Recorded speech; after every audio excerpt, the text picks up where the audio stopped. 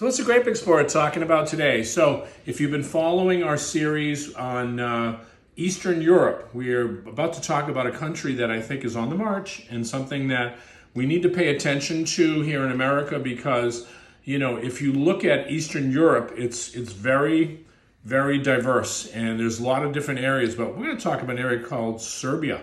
And if you look in this map right here, and, you know, I'm going to break out my geography here. You've got Romania on this side. Serbia is wedged right here, you can see. And then Croatia is all the way over on this side. And this is Hungary all the way to the top. Yes, this is a very diverse area, but it's got a wonderful history of Europe. You can even see Slovakia up here on the top. And so a lot of people really might not know about Serbian wine history, but this is why we do the Grape Explorer, and we want to talk about its grapes because this is not an area that you're going to really look at Cabernet Sauvignon, but as you're zooming in there a little bit, we want to talk about the history here because the history dates back to the Roman period. Wine has always been part of Serbian culture, you know, especially for the fact that it was part of former Yugoslavia, which was quite big. So the breakup of Yugoslavia, you had a lot of these different, smaller countries, and you can see this right here. We call this the Western Balkans. And it's quite interesting because, we're talking, this area had a lot of monasteries, especially, if you want to say, Christian monasteries that would actually plant grapes here. Especially in this whole area, was all monasteries. But, we want to zero in on this wine because I thought this was a very interesting wine today to talk about. This is a wine that from the grape, and it's called Portuguiser. And a lot of people might not know this grape. It's got a wonderful history behind it because you can find this particular grape, which is actually called Blauer Portuguiser, but they shortened it to Portuguiser. And you find this in Austria, you find this in, of course, Czech Republic, you find it in Hungary, you find this wine in Croatia and Slovenia, and in France also you have different types of clones of Portuguiser as well in France. But at the same time, we're going to be talking about this grape here in Slovenia because Serbia, we think that this is quite an interesting wine, and it comes, if you can see on the map here, not on the map, on the front of the label, I should say. Sorry, Fruska Gora. Now that's a mountain range, it's about 1,800 feet above sea level, and it's considered to be the most important mountain range. Or they have a very historical park in this area, but on the fringe of the mountain range, you have a lot of vineyards, and again, this was all planted by the monasteries of that time, and they did plant a lot of different grapes that were conducive to that area. So you don't see this grape quite often out of Europe. It's one of those grapes that we talk about in Eastern European kind of circles. But we want to identify this because if you look at the color, and a lot of people might say this is like Gamay, but I think this is very close to Pinot Noir. And when you can see the color, it almost looks like a Pinot Noir in color. It's got this beautiful, almost brick, kind of light brickish kind of color to it.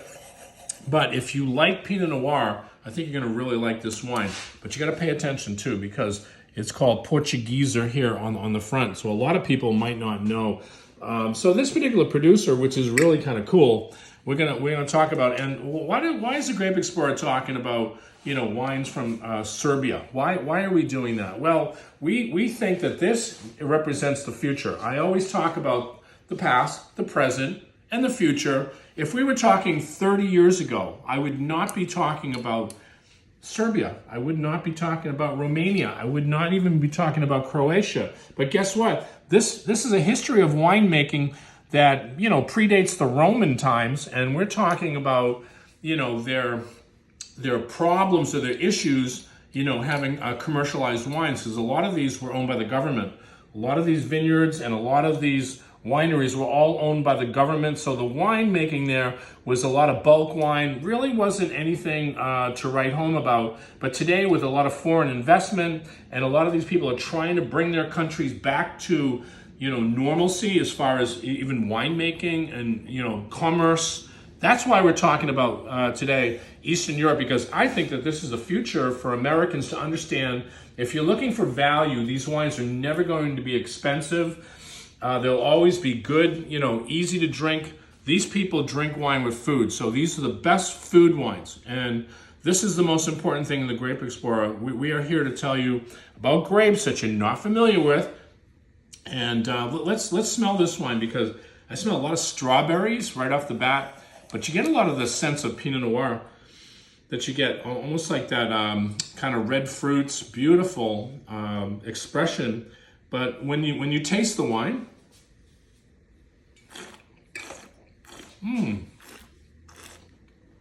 wow, that's lovely. And I would say, if people like lighter styles of wines, some people are not all about Cabernet Sauvignon.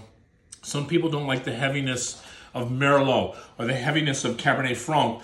And that's why they like Pinot Noir. Pinot Noir has become a very, very important grape, I think, for the American culture to kind of tone it down a little bit. They don't like that heavy alcohol. They don't like those high extracted flavors. Pinot Noir has been the grape of choice here in America for a number of reasons. But start looking at these wines, and I know they don't sound familiar.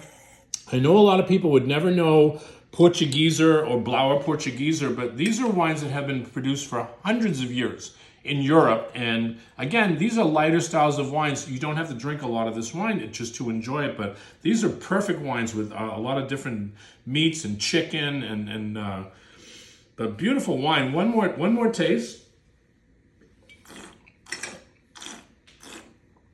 Wow, you get a little terroir too. You get that little earthiness to it, which counterbalances out. Again, this is a Grape Explorer. We're always trying to identify different wines that maybe America, we don't know. We should pay attention to these wines, because guess what? The future's here and it's coming fast. Cheers.